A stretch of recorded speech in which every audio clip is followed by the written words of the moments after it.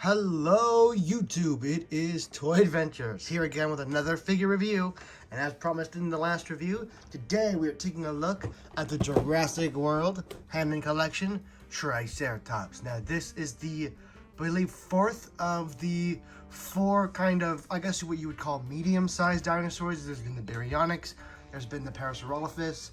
Last time we took a look at the Ceratosaurus, and now there is the Triceratops. And before I even get this out of the box, I can already tell this is going to be the most underwhelming of them all, simply because it is lacking so many things it desperately needed. When we heard that we were getting an adult collectors or adult-oriented collector series where that focused on detail and paint and articulation, I was really hoping that the Triceratops would finally get the justice it deserves, and sadly it has not. But I'll get into that once we get this thing out of the box and cover all of its points. But as for the packaging, it is your standard refill for Mattel packaging. You have the embossed T-Rex and a nice window here that shows off the dinosaur nicely. It says Triceratops. Taking a look at the side, you have a nice graphic of the figure itself, and that graphic is also here on the back, although it is different. And you can tell that is a computer image. It says Triceratops. Having fallen ill from eating West Indian lilac, the Triceratops, Dr. Alan Grant's favorite childhood dinosaur, makes an enormous mark on the Jurassic Park tour.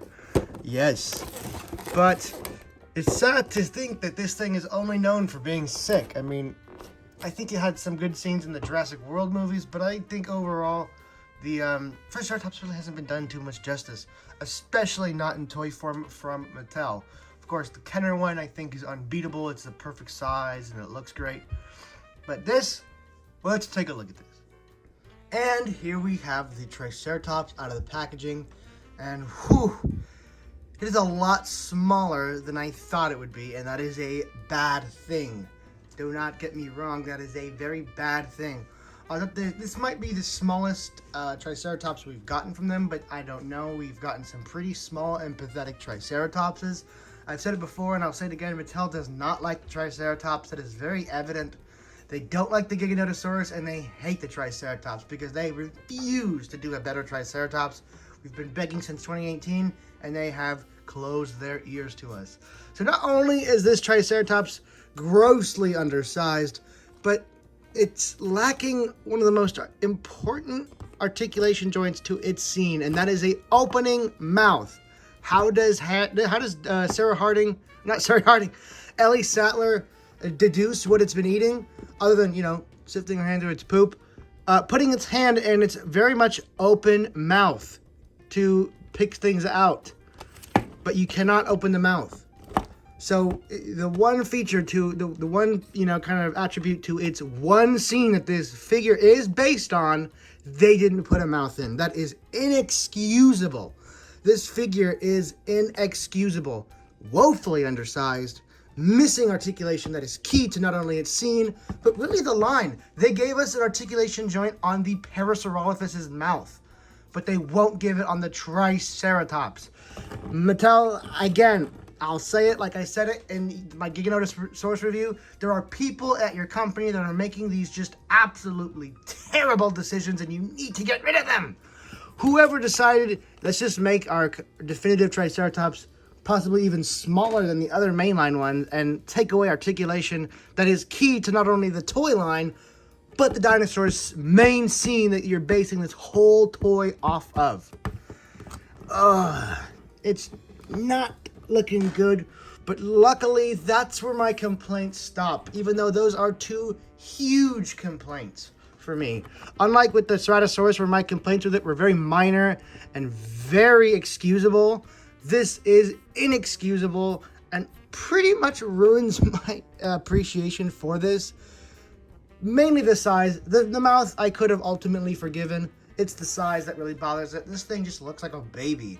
It looks like a juvenile Triceratops, and maybe Mattel could redeem themselves and make a Lost World Triceratops that's bigger for the Hammond collection line and say this is a juvenile. I don't know. They really need to start doing the Triceratops some justice because we've been waiting long enough, and at this point I just think they'll never do the Triceratops right. We will never get a definitive Triceratops from Mattel. This is certainly not one.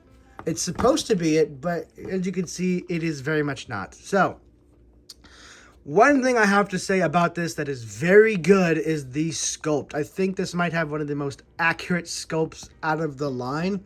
They certainly did not skip out on sculpting the detail in this thing. You can see all the completely accurate osteoderms that you would see in the movie, and the Kenner dinosaur up here. Very nice looking. The gradient from this much brighter saturation brown down to the lower saturation down here in the body seems extremely natural. So for once, this figure actually excels on the sculpt, on the paint. The paint on this one is actually very nice.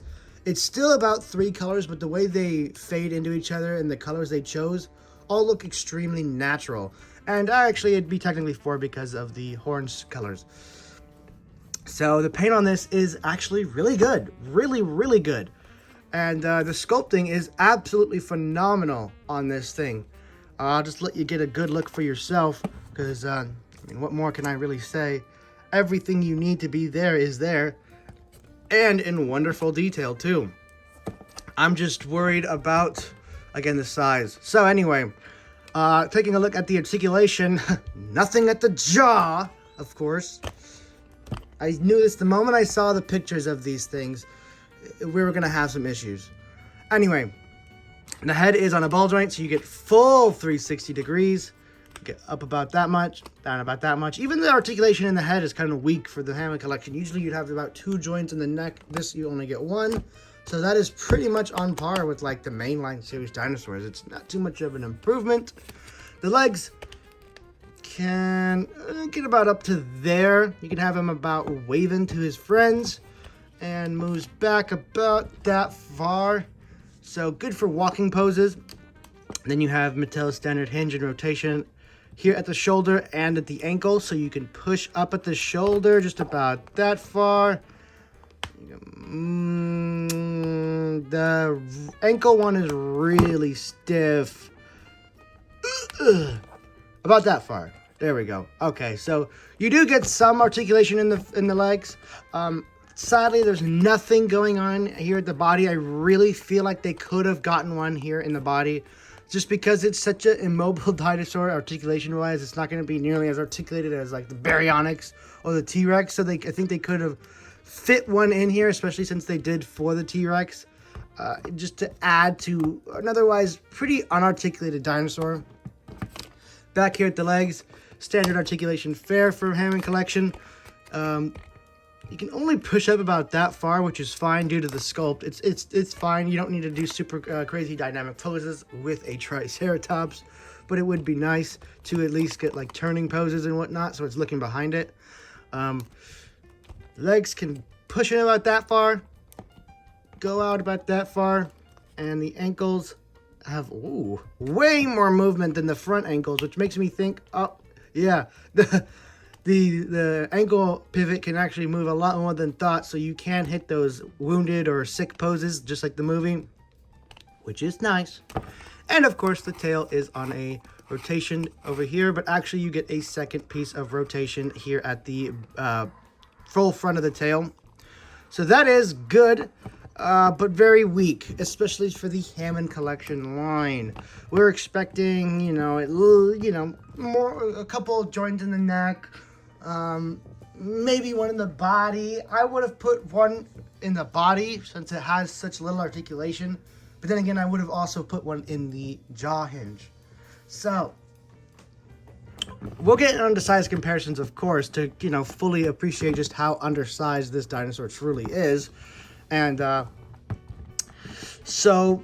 other than the size, because that is all that's going to prove, my main thoughts on this is it's sculpted amazingly, and the paint is wonderful. It looks super high quality, but it's terribly undersized, and it's missing key articulation joints that it needs. It really feels like Mattel skips out whenever it's time to make a Triceratops figure, and have to date not made a pleasing one. Well, let's get on to size comparison so I can truly show you just how pathetic this thing is. Things first, of course. Here it is with Mattel's usual Triceratops. And, you know, maybe I was wrong. It's not smaller, definitely. It's like a centimeter taller. Still not at all a satisfactory increase in size at all. And, oh, look at that. They have just about the same amount of articulation in the head. That's a pretty pathetic hammer collection, wouldn't you say? Oh, wait, what is this? Is this the Mattel? Is this Kenner? And, whoa, it's big. It's nice and big, just like the Triceratops was in the movie, just like it was in real life. What, is that an open mouth? Is that an open mouth? So you can recreate Dr. Sattler investigating its mouth? Who made this? Who made this definitive action figure, and when was this made? Because clearly these people know better, right? Let's just see. 1993, Kenner? This is a 2021 product? We are regressing as a species. Here we have it with the Ember collection, or Hammond collection, Parasaurolophus. Now I know some of you could say, oh, the Parasaurolophus is undersized too. Yes, technically it is a little undersized, but it has a working mouth. And it's barely undersized because this one's size in the movies is kind of hard to pinpoint. But it is a good compromise of size. It's big enough without being too small. They've usually done the Parasaurolophus really good. And to move the camera back for this one, here we have the T-Rex, of course. And now you can see why the size discrepancy bothers me so much. These two are supposed to be natural rivals, and the Triceratops stands no chance at that size. But of course, I know what you guys are going to say. These are supposed to be Jurassic Park dinosaurs, not real dinosaurs. Fair enough, but I believe the Triceratops was also a lot bigger in the movies, especially in the Lost World. But that is pretty much all I really had to say on this. I mean, here is a human, of course. You know, it's the same size as a regular Triceratops, and I've done comparisons with those. So there's a human. I guess it works for the scene, but of course you still can't open the mouth. So, no, it doesn't work for the scene. So, yeah, those are pretty much everything I had to say about it. My final thoughts out of 10, I'd say this is a 5 out of 10. Great sculpt and paint, but it's terribly undersized, missing some key articulation spots, and is just easily skippable. If you had a choice between the Beast of the Mesozoic and this, choose the Beast of the Mesozoic. You're going to get a better figure, but it won't look accurate to Jurassic Park. I just find this to be the most easily skipped in the Hammond collection to date, and that is including the Gallimimus. So, yeah, for a line that has up to this point nothing but impressed me, this is kind of a letdown. So, those are my thoughts on this. Tomorrow I will be reviewing the Dr. Grant and the Gallimimus, so stay tuned for that. Thank you guys so much for watching, guys, and I'll see you next time. Peace!